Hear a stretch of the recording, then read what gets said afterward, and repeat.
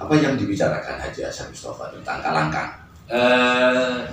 Sejauh bacaan saya, Hasan Mustafa secara umum melakukan kritik terhadap imagi.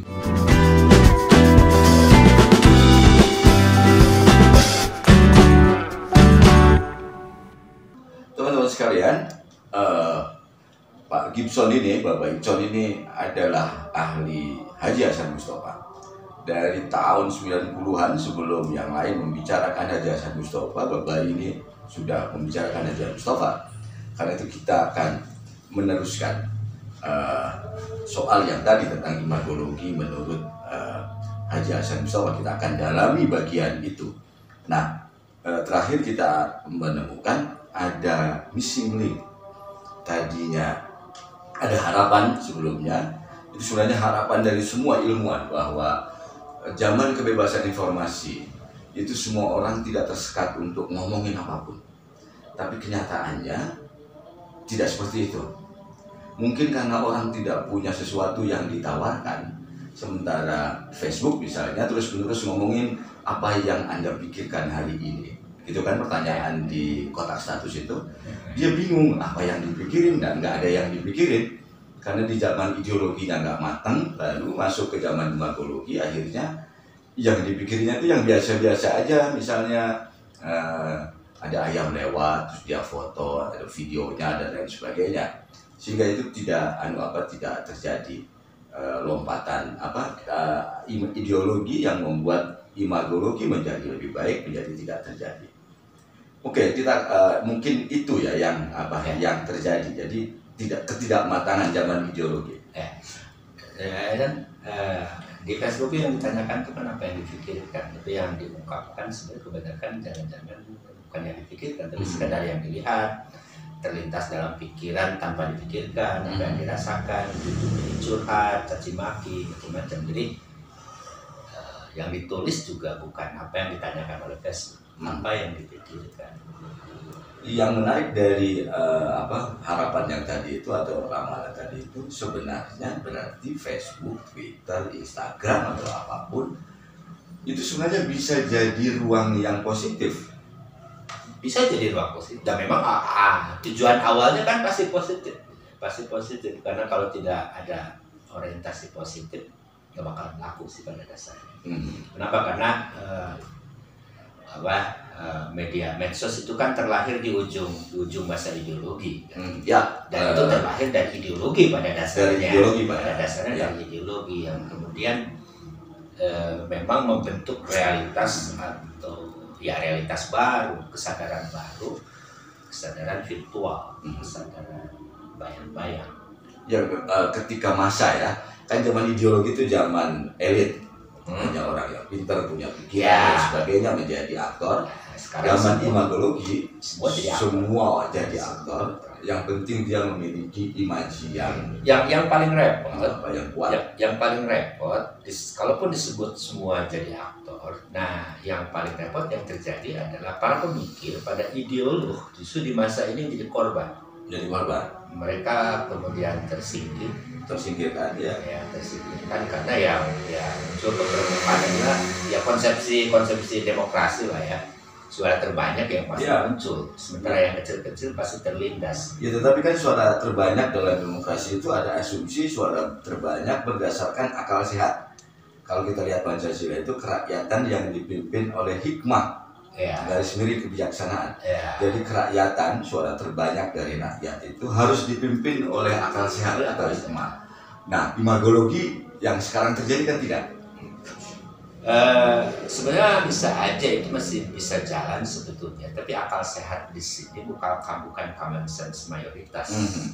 Itu kalau dimunculkan pada masa ideologi, common sense pemikir, kaum elit.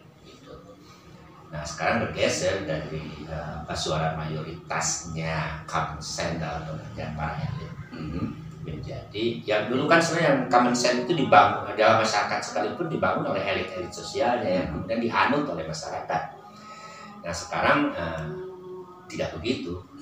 Elit-elit ini yang muncul jadi elit bukan dari kaum pemikir, tapi yang populer. Populer. Yang populer, dan itu tidak terjadi hanya pada dunia politik, tapi dunia wacana agama itu yang lebih parah sebetulnya. Yang diasumsikan agama itu menjadi pemandu supaya suara banyak ini punya arah.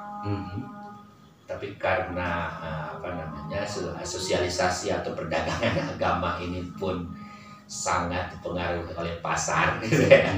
Sehingga tidak jarang kemudian dai atau penyebar agama itu hadir sesuai dengan pesanan. Kalau dulu pasar ditentukan oleh kiai, ya. Kalau sekarang kiai ditentukan oleh pasar, sehingga kalau tidak sesuai pasti dicaci maki. Muncullah kemudian ustadz seleb ya. Ya, muncul konsepsi atau istilah ustadz seleb. Kalau dulu disebutnya 1000 umat. Ya, sejuta umat ya. Tapi itu memang punya kualitas kalau kalau yang sejuta umat. Sekarang udah beda, lebih parah, lebih rumit. Siapapun yang bisa sesuai dengan maunya pasar. Ada istilah baru yang sekarang bukan itu, tapi netizen. Netizen itu net itu artinya internet kira-kira. Kemudian citizen, jadi dia warga negara dunia maya, dunia internet, itu namanya netizen. Tergantung pada mereka sekarang. Iya, tergantung pada mereka. Oke. Sekarang saya mau nanya balik lagi karena Bapak Icon ahli Haji Hasan Mustofa. Apa yang dibicarakan Haji Hasan Mustofa tentang Kalangkang? Sejauh bacaan saya, walaupun mungkin terbatas pada dasarnya, Hasan Mustofa secara umum melakukan kritik terhadap imagi ini, imago ini. Masa-masa Hasan Mustofa memang masa-masa mulai ketika agama bergulir menjadi sistem organisasi. Menjadi sistem organisasi, dan setiap organisasi memunculkan popularitasnya. Jadi sebetulnya masa imago itu bukan hanya terjadi pada masa sekarang. Dari awal-awal sudah dari dulu juga ada perebutan, sebut saja kalau disebut perebutan seperti zaman sekarang, perebutan netizen, perebutan massa untuk semakin dia banyak dihanut atau dijempoli lah, kalau sekarang di like gitu. Jadi ada pertarungan pada agama yang sama. Itu satu sisi yang lain muncul rasionalisasi agama, di mana ketika agama sudah dirasionalisasi pada masa itu menurut Hasan Mustofa, yang muncul itu pom-pomnya, permukaannya. Sedangkan yang substansi, yang menjadi dasar bagi agama itu tertutup, bahkan tidak jarang kemudian diabaikan. Lebih jauh lagi bahkan kemudian ditolak atas nama rasionalisasi. Jadi kalau tadi kalangkangnya justru muncul ke permukaan. Itu sebenarnya sudah terjadi pada agama. Pada cara kita beragama. Jadi ada bungkus, ada isi. Tapi orang kemudian lebih serius ke bungkusnya dan lupa pada isi, atau menolak pada isi. Ujung-ujungnya bahkan menolak, sebut sajalah mengkafirkan, mungkin istilah sekarang. Dulu konflik antar paham agama, lebih konfliknya lagi bahkan antar ormas. Nah, karena uniknya kalau di Indonesia agama itu kan ini ormas, artinya kalau tadi pakai logika bungkus dan isi, sekarang ormas itu bungkus. Jadi bungkus, isinya sebenarnya bukan itu. Tapi berarti sekarang pada zaman HM saja tahun 19-an ya, 19-an awal itu sudah ada kecenderungan orang lebih mementingkan organisasi ketimbang ide. Dan memang kan masa-masa tahun 20-an atau sebelumnya itu masa-masa munculnya ormas-ormas di dunia Islam. Dan Hasan Mustofa mengajukan, dan dia tidak masuk ke salah satu ormas itu. Dia mengajukan sejumlah kritik terhadap kecenderungan itu. Kecenderungan bahwa agama ini menjadi formalitas sosial. Formalitas itu artinya terjebak pada form. Pada bentuk-bentuk. yang substansinya menjadi malah hilang atau ditolak, atau bahkan ditolak. Jadi ada cara beragama yang penting itu formalitasnya. Sementara dalamnya itu urusan hati. Ya, dia melakukan atau tidak pernah merasa bahwa ada dalamnya. Ya, nggak ada dalamnya. Lebih banyak pada wacana daripada mengalami.